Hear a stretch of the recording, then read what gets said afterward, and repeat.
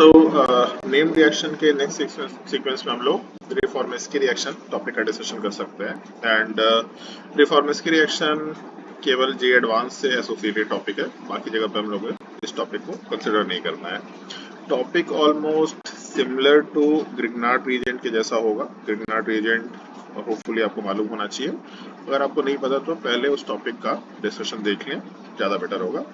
सो Grignard reagent के जैसा अगर हम लोग इसको रिलेट करने की कोशिश करें, जैसे ग्रिग्नार्ड रीजेंट का प्रिपरेशन हो गया, अगर हम लोग RX के साथ अगर मैग्नीशियम का रिएक्शन कराते हैं या RBr के साथ अगर मैग्नीशियम का रिएक्शन कराते हैं तो RMgBr का फॉर्मेशन होता था।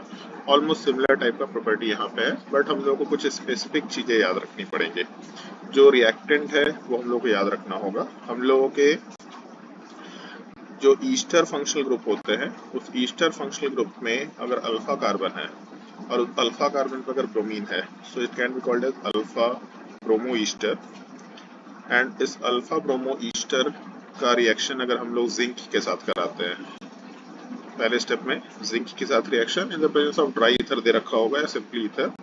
सेकेंड स्टेप में इसका रिएक्शन हम लोग किसी एल्डिहाइड या कीटोन के साथ कराते हैं, बेसिकली कार्बोनिल कंपाउंड के साथ अगर हम लोग इसका रिएक्शन कराते हैं, बेसिकली न्यूक्लियोफिलिक एडिशन की बात कर रहे हैं। एंड थर्ड स्टेप में हम लोग एसिडिफिकेशन कराएंगे, क्योंकि न्यूक्लियोफिलिक स्टेप के बाद या न्यूक्लियोफिलिक एडिशन के बाद हम लोग को एसिडिफिकेशन कैरी आउट करना होता है।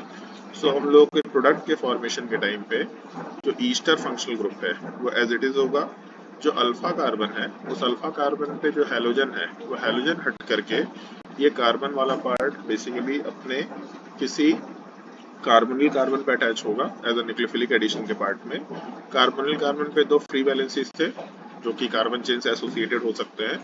जो डबल बॉन्ड ऑक्सीजन है वो OH में कन्वर्ट होगा।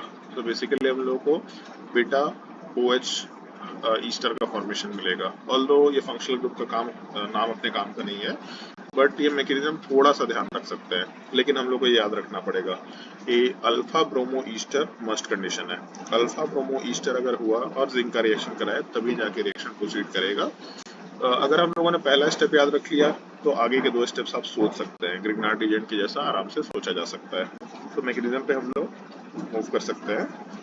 अपने मैकेनिज्म में सबसे पहला स्टेप C के साथ हम लोगों के पास एक ब्रोमीन ग्रुप है और इसके अलावा इस पे एक ईस्टर ग्रुप प्रेजेंट है।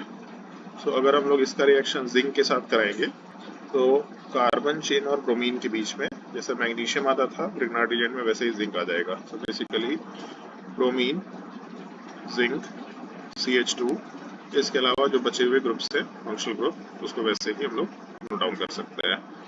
अगर इस कंपाउंड में कंपाउंड का एनालिसिस करें तो यहाँ पे माइनस चार्ज है जिंक के अलावा, मतलब एक न्यूक्लियोफिलिक पार्ट है। So as a nucleophile, as a Grignard reagent हम लोग इसको आगे यूज कर सकते हैं अपने एल्डिहाइड या कीटोन के रिएक्शन पे। सो हम लोगों ने एल्डिहाइड या कीटोन पे इसका अगर न्यूक्लियोफिलिक एडिशन कराया, कार्बन के इलेक्ट्रॉन कोऑर्डिनेट करके बॉन्ड को ब्रेक करके अगर हम लोग हटाएंगे, सो बेसिकली अल्फा कार्बन हम लोगों के इस CH2 वाले पार्ट या जो कार्बोनिल कार्बन है उस पर हम लोगों का CH2 या अल्फा कार्बन अटैच होगा। इसके साथ एक ईस्टर का लिंकेज, और इसके अलावा जो डबल बॉन्ड ऑक्सीजन थे इसको हम लोग O- में कन्वर्ट कर सकते हैं।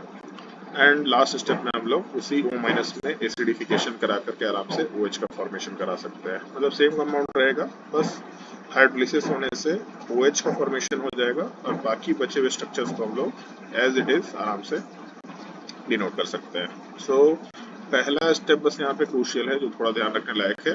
सिमिलर टू ग्रिग्नार्ड रीजेंट, अगर हम लोग अल्फा ब्रोमो ईस्टर का जिंक के साथ रिएक्शन कराते हैं तो ग्रिग्नार्ड रीजेंट के जैसे कंपाउंड का फॉर्मेशन होगा। सो फर्दर हम लोग ग्रिग्नार्ड रीजेंट के जैसा रिएक्शन हो सकते हैं। तो this is called as Reformatsky reaction.